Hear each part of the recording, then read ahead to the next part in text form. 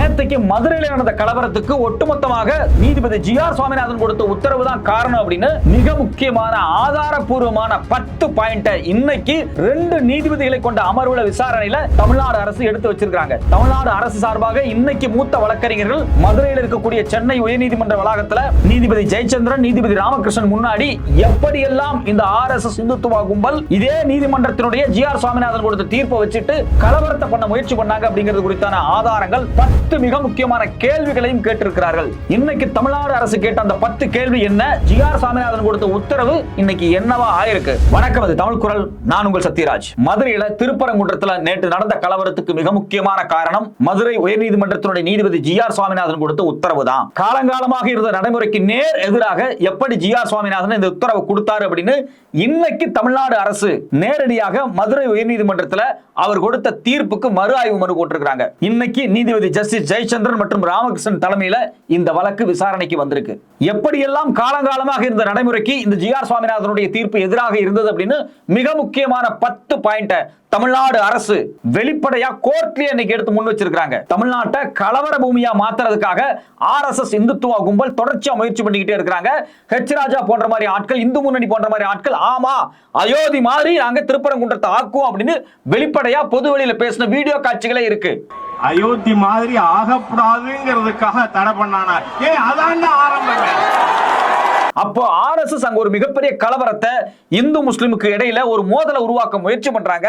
அதுக்கு ஏத்த மாதிரி ஏன் இந்த ஜி.ஆர். சுவாமிநாதன் இந்த தீர்ப்பு கொடுத்தாரு அப்படிங்கிறது ஒரு மிகப்பெரிய கேள்வியா ஒரு பக்கம் இருக்கு. இந்த தீர்ப்பை அடிச்சு உடைச்சு தூக்கி எறியணும் அப்படிங்கிறதுக்காக தமிழ்நாடு அரசு இன்னைக்கு முன் வச்சிருக்கக்கூடிய 10 முக்கியமான கேள்விகள் என்ன அப்படின்னா, கார்த்திகை தீபம் ஏற்றுவதற்கு முன்னரே நீதிமன்றம் அவமதிப்பு வழக்கு தொடரப்பட்டு விட்டது.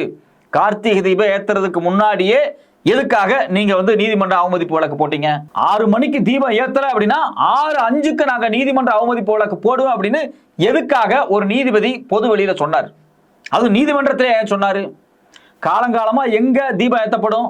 திருப்பரங்குன்றம் மலையில் இருக்கக்கூடிய உச்சி பிள்ளையார் கோயில், அங்க இருக்கக்கூடிய தீப மண்டபம், அங்க நேற்று ஏத்துனாங்களா இல்லையா? சிறப்பா ஏத்துனாங்க, மக்கள் வழிபட்டாங்க, பக்தர்கள் வழிபட்டாங்க, மக்களும் பக்தர்களுமே ஏத்துக்கிட்டாங்க. ஆனா இந்த RSS வன்முறை கும்பல் யாரு? இந்து முன்னணி வன்முறை கும்பல் யாரு? இந்த அடாவடித்தனம் பண்ணக்கூடிய இந்த குழு யாரு? அயோத்தி மாதிரி திருப்பரங்குன்றத்தில் ஒரு மிகப்பெரிய கலவரத்தை பண்ண முயற்சி பண்ணக்கூடிய இந்த அயோக்கிய குழு யாரு? இந்த குழு எப்படி தீப மண்டபத்தில் தீபம் ஏத்துறதுக்கு பிறகும் தர்காவுக்கு பக்கத்தில் இருக்கக்கூடிய தூண்ல தீபம் ஏத்துறதுக்காக இந்த நீதிபதி சென்ட்ரல் இண்டஸ்ட்ரியல் செக்யூரிட்டி போர்ஸ் எதுக்காக அனுப்புறாரு? அதாவது கோர்ட்டை பாதுகாக்கிறதுக்காக மத்திய அரசாங்கத்தால போடப்பட்ட போர்ஸ் தான் சென்ட்ரல் இண்டஸ்ட்ரியல் செக்யூரிட்டி போர்ஸ். இந்த போர்ஸ் எப்படி நீதிமன்றத்தை காவல் காக்காம அங்கிருந்து விடுபட்டு கோயிலுக்குள்ள வர முடியும்? அது மிகப்பெரிய தவறான செயல். எதற்காக நீதிபதி ஜி.ஆர். சுவாமிநாதன் இப்படி ஒரு உத்தரவு கொடுத்தாரு? அங்க காலங்காலமாக தீபம் ஏற்றக்கூடிய பொறுப்பு யார்கிட்ட இருக்கு? கோயில் நிர்வாகத்துக்கிட்ட இருக்கு, அறநிலைத்துறை கிட்ட இருக்கு. இவர்கள் யார்? இந்த இந்து முன்னணி கும்பல், இந்த RSS கும்பல். இவர்களுக்கு எதுக்காக பாதுகாப்பு தர சொல்லி திரு ஜி.ஆர். சுவாமிநாதன் அவர்கள் உத்தரவிட்டாரு? அப்ப அடிப்படையில பாத்தீங்க அப்படின்னா ஜி.ஆர். சுவாமிநாதன் கொடுத்த உத்தரவு இருக்கு பாத்தீங்களா, அந்த உத்தரவு மீறப்படுவதற்கு முன்பே, தீப மண்டபத்துல தீபம் ஏத்துறதுக்கு முன்பே எதுக்காக ஜி.ஆர். சுவாமிநாதன் நீங்க தீபம் ஏத்தலனா, எங்க தர்காவுக்கு மேல இருக்கக்கூடிய தூண்ல தீபம் ஏத்தல அப்படின்னா நீதிமன்ற அவமதிப்பு வழக்கு போடுவோம் அப்படின்னு ஏன் உத்தரவிடுறாரு? அப்ப இவருக்கு என்ன ஒரு அஜெண்டா இருந்துச்சு அப்படிங்கிற கேள்வியை தான் இன்னைக்கு தமிழ்நாடு அரசு கேட்கிறாங்க. கார்த்திகை தீபம் ஏற்றுவதற்கு முன்னரே நீதிமன்ற அவமதிப்பு வழக்கு தொடரப்பட்டு விட்டது, அது ஏன்னு கேட்கிறாங்க. 2வது, நீதிமன்ற அவமதிப்பு நடந்து விட்டதாக மனுதாரரும் நீதிபதியும் முன்கூட்டியே முடிவுக்கு வந்து விட்டனர். அப்போ தீபம் ஏத்துறதுக்கு முன்னாடியே 6 மணிக்கு முன்னாடியே நீங்க எப்படி ஒரு முடிவுக்கு வர்றீங்க? இங்க நீதிமன்றத்தை அவமதித்து விட்டார்கள் தமிழ்நாடு அரசு, கோயில் நிர்வாகம், அறநிலைத்துறை அப்படின்னு நீங்க எப்படி முடிவுக்கு வந்தீங்க? அப்ப உங்களுடைய உள்நோக்கம் என்ன அப்படின்னு தமிழ்நாடு அரசு கேட்கிறாங்க. தர்கா அருகே உள்ள எல்லைக்கல்லில் தீபமேற்ற நீதிபதி ஜி.ஆர். சுவாமிநாதன் அனுமதித்த தீர்ப்பால் சமூக நல்லிணக்கம் பாதிக்கப்பட்டுள்ளது, சட்டம் ஒழுங்கு பாதிப்பு ஏற்பட்டுள்ளது. நியாயமான விஷயம்.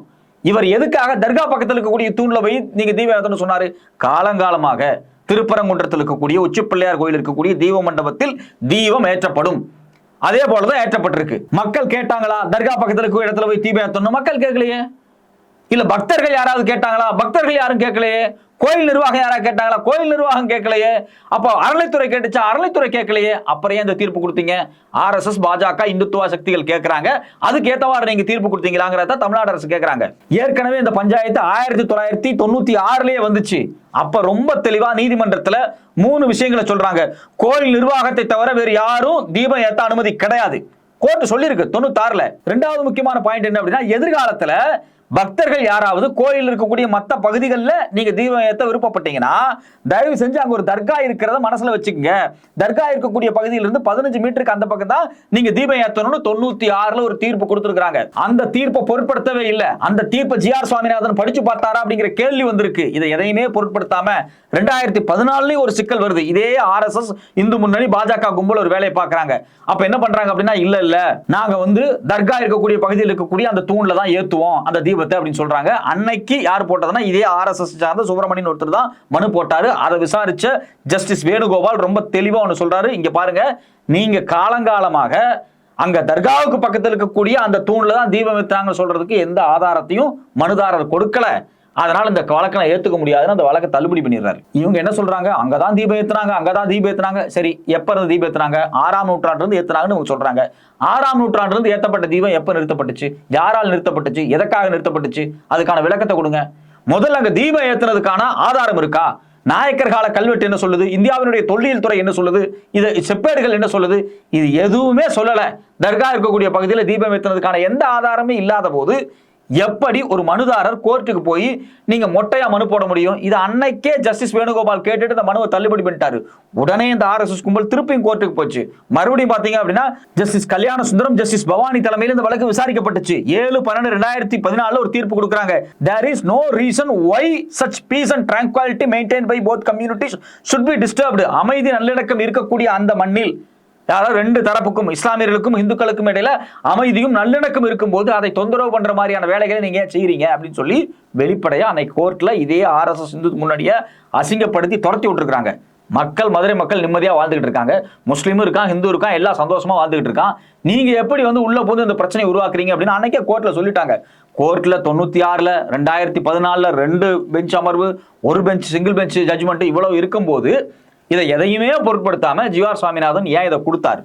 முந்தானத்து தீர்ப்பு கொடுத்திருக்காரு. அதாவது தீபம் ஏத்துறதுக்கு ஒரு நாளைக்கு முன்னாடி திடுதிப்புன்னு இந்த தீர்ப்பை கொடுத்து ஒரு கலவரத்தை உருவாக்கி இருக்காரு அப்படிங்கறத தான் யார் சொல்றாங்க? தமிழ்நாடு அரசு சொல்றாங்க. நாலாவது அடுத்த பாயிண்ட் என்ன அப்படின்னா, நீதிபதி ஜிஆர் சுவாமிநாதன் தீர்ப்பால் மத பிரச்சனை உருவாகும் நிலை ஏற்பட்டுள்ளது. ஆமா, நேத்து கலவரம் ஏற்பட்டிருக்கு. இதுக்கு காரணம் ஜிஆர் சுவாமிநாதனுடைய தீர்ப்பு தான். 5வது விஷயம் என்னன்னா, தர்கா அருகே உள்ள எல்லைக்கல்லில் 10 பேருடன் தீபம் ஏற்ற செல்லலாம் என்பது ஜிஆர் சுவாமிநாதன் தீர்ப்பு. ஓகே, 10 பேரை கொண்ட குழு போய் அங்க போய் ஏத்துங்கட்டீங்க. ஆனால் மனுதாரர் ராம ரவிக்குமார், RSS காரன், இந்து முன்னணிக்காரன், ஒரு பெருங்கூட்டத்தை கூட்டி இருந்தார். அவர் மீதுதான் நீதிமன்றம் அவதிகளுக்கு தொடர முடியும். அப்ப நான் என்ன கேட்கிறேன், ஜிஆர் சுவாமிநாதன் 10 பேர்த்த கூட்டிட்டு போய் தீபம் ஏத்தலாம் தர்கா பக்கத்துல சொன்னதே தப்புதான். ஏன்னா ஏதோ 10 பேர் நினைச்சாலாம் தீபம் ஏத்த முடியாது. கோயில் நிர்வாகம் தான் தீபம் ஏற்றணும். அதுவும் அறநிலைத்துறையினுடைய பர்மிஷன் வாங்கிட்டு கோயில் போய் அங்க தீபம் ஏற்றலாம். நீங்க எப்படி 10 பேர் தன்னிச்சையா எவன் கேட்டாலும் போய் மலையில போய் தீபம் ஏற்றறதுக்கு அனுமதி கொடுத்துறதா? கோர்ட் உத்தரவு போட்டுருமாங்கிற கேள்வியும் வந்திருக்கு. இந்த கேள்வியினுடைய அடிப்படை எங்க இருக்கு அப்படின்னா, 10 பேர்த்த கூட்டு போங்கன்னு தீர்ப்பை கொடுத்துட்டாங்க. அந்த 10 பேர் இந்து முன்னணி RSS காரன், அவன் 10 பேர் வரல, 300 பேரை கூட்டிட்டு போறான். யாரு? இந்த ராம ரவிக்குமார் அப்படிங்கிறவன் கலவரம் பண்ற நோக்கத்தோட. அப்போ ஒரு மிகப்பெரிய கலவரம் பண்றதுக்கு இந்த ஜிஆர் சுவாமிநாதனுடைய உத்தரவு துணை போகுதாங்கிற கேள்வியை தான் தமிழ்நாடு அரசு இன்னைக்கு கோர்ட்ல வச்சு கேட்டிருக்காங்க. அது மட்டும் இல்லாம எல்லை கல்லா தீபத்தூணா என்பது தொடர்பாக பதிலளிக்க சிக்கந்தர் தர்கா நிர்வாகத்துக்கு போதிய அவகாசத்தை நீதிபதி ஜிஆர் சுவாமிநாதன் வழங்கவில்லை. ரொம்ப அருமையான விஷயம். ஒரு பஞ்சாயத்து வருது அப்படின்னா கோர்ட்டுக்கு 2 தரப்பு இருக்கும். இங்க என்ன பிரச்சனை? தர்கா பக்கத்தில் இருக்கக்கூடிய தூண்ல தீபம் ஏத்தணும், அதான பிரச்சனை. தர்கா இருக்கு, கோயில் இருக்கு. கோயில் நிர்வாகம் இந்த வழக்குள்ள வரணும். தர்கா நிர்வாகத்துக்கு நீங்க போதிய நேரம் கொடுக்கணும். எதுக்கு அப்படின்னா, அங்க இருக்கக்கூடிய அந்த கல்லு என்ன கல்லு, முதல்ல அந்த கல்லு என்ன கல்லு. ஜியோகிராபிக்கல் சர்வே ஆஃப் இந்தியா என்ன சொல்றாங்க அப்படின்னா, அந்த காலத்துல பிரிட்டிஷ் இங்க வர்றான் பாத்தீங்களா, அவன் இந்த ஊரை அளக்கிறதுக்காக பெரிய மலையில கல்லை நட்ட வச்சு அங்கிருந்து சங்கிலி போட்டு அளப்பான். சென்னையில சென்ட் தாமஸ் மவுண்ட்ல அப்படி அளக்கிறதுக்கான வேலைகள் நடந்துச்சு. இது மாதிரி அளவை கல் இருக்கு பாத்தீங்களா, அளக்கிற கல்லு, அந்த கல்லு தான் அது. அது தீபக்கல்லா இருந்தா காலங்காலமா தீபங்க ஏற்றப்பட்டிருக்குமே. யார் அந்த கல்லை போய் ஏத்த வேணான்னு தடுத்தது? அதனால அந்த கல்லை எடுத்து பிடிச்சி வச்சுக்கிட்டு இதுதான் தீபக்கல் அப்படின்னு சொல்லி RSS பலகாலமாக ஒரு கேம்பெயின் பண்றான். அந்த கேம்பெயினுக்கு ஏற்ற மாதிரி ஜிஆர் சுவாமிநாதன் தீர்ப்பு கொடுத்திருக்காரு. அதைத்தான் வெளிப்படையா இன்னைக்கு தமிழ்நாடு அரசாங்கம் கோர்ட்ல கேட்கறாங்க. இது எல்லைக்கல்லா தீபத்தூணா? முதல்ல அதை தெளிவுபடுத்த வேண்டாமா இல்லையா? அது யார் தெளிவுபடுத்தணும்? தொல்லியல் துறை தெளிவுபடுத்தணும், அறநிலைத்துறை தெளிவுபடுத்தணும், தர்காவிலிருந்து வரக்கூடிய ஆட்கள், தர்காவுக்காக வழக்குக்கு வரக்கூடிய ஆட்கள் தெளிவுபடுத்தணும், கோயில் நிர்வாகம் தெளிவுபடுத்தணும், ஜியோகிராபிக்கல் சர்வே ஆஃப் இந்தியா தெளிவுபடுத்தணும். இவ்வளவு வேலை இருக்காங்க. இந்த வேலையெல்லாம் செஞ்சு முடிச்சதுக்கு அப்புறம் தான் தீர்ப்பு கொடுக்கணும். தீபம் ஏத்தலாமா வேண்டாமா அப்படின்னு 19 RSS காரன் கேட்டானா உடனே கொடுத்துட்டீங்களா தீர்ப்பு அப்படிங்கிறது தான் தமிழ்நாடு அரசாங்கத்துடைய ஒரே கேள்வியாக இருக்கு. நீதிமன்ற அவமதிப்பு வழக்கை விசாரித்த அன்றே நீதிபதியால் இந்த வழக்கில் தண்டனையும் வழங்கிவிட முடியுமா? நீதிமன்ற அவமதிப்பு வழக்குன்னு சொல்லிட்டீங்க. ஆமா, 6 மணிக்கு நான் வந்து தீபம் ஏத்துறேன்னா 6:05க்கு நான் உத்தரவிடுறேன் நீங்க சொல்றீங்க. இந்தியாவினுடைய நீதிமன்றங்களுக்கு பிரத்யேக பாதுகாப்புக்காக உருவாக்கப்பட்டிருக்கக்கூடிய, அங்க கூட நிறுத்தப்பட்டிருக்கக்கூடிய சென்ட்ரல் இண்டஸ்ட்ரியல் செக்யூரிட்டி போர்ஸை எடுத்துக்கிட்டு மலையின் மீது ஏறதுக்கு, அதாவது லா அண்ட் ஆர்டருக்குள்ள எப்படிங்க இவங்க வர முடியும்? அப்போ கோர்ட் தனக்கான ராணுவத்தை எடுத்துக்கொண்டு வந்து மக்கள் வசிக்கக்கூடிய இடத்துக்கு வர முடியுமா? அதனாலதான் கலெக்டர் நேற்று 144 தடை உத்தரவு போட்டாரு. அந்த சிஏஎஸ்எஃப் வந்து கோயிலுக்குள்ள வர முடியாம தடுக்கப்பட்டுச்சு. அப்போ இங்க வந்து நீதிமன்ற அவமதிப்பு நடந்தாலே உடனே நீங்க வந்து கைது பண்றதுக்கு உத்தரவிட்டுறீங்களா? இந்த கேள்வி எழுப்பப்பட்டிருக்கு தமிழ்நாடு அரசாங்கத்தால். ஜி.ஆர். சுவாமிநாதன் தீர்ப்பின்படி எல்லைக்கல்லில் தீபமேற்ற சென்றவர்களால் போலீசார் தாக்கப்பட்டுள்ளனர். போலீசார் அமைத்த தடுப்புகளை உடைக்கப்பட்டுள்ளன. ஜி.ஆர். சுவாமிநாதன் தீர்ப்பை வைத்து கலவரத்தில் ஈடுபட்ட முயன்றனர். உண்மைதானே? நேத்து பாடி கார்டை உடைச்சாங்களா இல்லையா? போலீஸ் மண்டையை உடைச்சிருக்காங்களா இல்லையா? போலீஸ் அட்மிட் ஆயிருக்காங்களா இல்லையா? பல கலவரங்கள் நடந்திருக்கா இல்லையா? ஒரு நீதிபதி தீர்ப்பு கொடுத்தா அந்த மண்ணுல அமைதியும் ஒழுக்கமும் நிலை பெறணும். ஆனா நீங்க கொடுத்த ஒரு தீர்ப்பால இவ்வளவு பெரிய கலவரம் நடந்திருக்குல்ல. இதைத்தான் தமிழ்நாடு அரசாங்கம் இன்னைக்கு கோர்ட்ல 2 நீதிபதிகள் முன்னாடி ஆதாரத்தோடு ப்ரூவ் பண்றாங்க. இது மட்டும் இல்லாம இன்னைக்கு கேட்ட கேள்வியில முக்கியமான கேள்வி தமிழ்நாடு அரசு என்ன கேட்கிறாங்கன்னா, மத்திய தொழில் பாதுகாப்பு படை சிஐஎஸ்எஃப் என்பது நீதிமன்ற பாதுகாப்பு பணிக்கானது மட்டும்தான். அத்தகைய சிஐஎஸ்எஃப் படை தீபமேற்ற செல்வோருக்கு பாதுகாப்பு வழங்க நீதிபதி ஜி.ஆர். சுவாமிநாதன் அனுப்பிய தவறு 100% தப்பு. எப்படி நீங்க வந்து மத்திய படையை கொண்டு வந்து தமிழ்நாட்டில் இருக்கக்கூடிய அறநிலைத்துறை கட்டுப்பாட்டில் இருக்கக்கூடிய கோயில் நிர்வாகத்தின் கட்டுப்பாட்டில் இருக்கக்கூடிய ஒரு கோயிலுக்குள்ள அனுப்புவீங்க? இது எப்படி சாத்தியம்? கலெக்டருடைய லா அண்ட் ஆர்டர் நிர்வாகத்துக்குள்ள இருக்கும்போது நீங்க எப்படி ஒரு சென்ட்ரல் போர்ஸ் கொண்டு வர முடியும்? கடைசி பாயிண்ட், சிஎஸ்எஃப் அதிகாரம் என்பது நீதிமன்ற வளாகத்துக்கு மட்டும்தான், அதை தாண்டி கிடையாது. காவல்துறைக்கு இணையாக சிஎஸ்எஃப் செயல்பட முடியாது.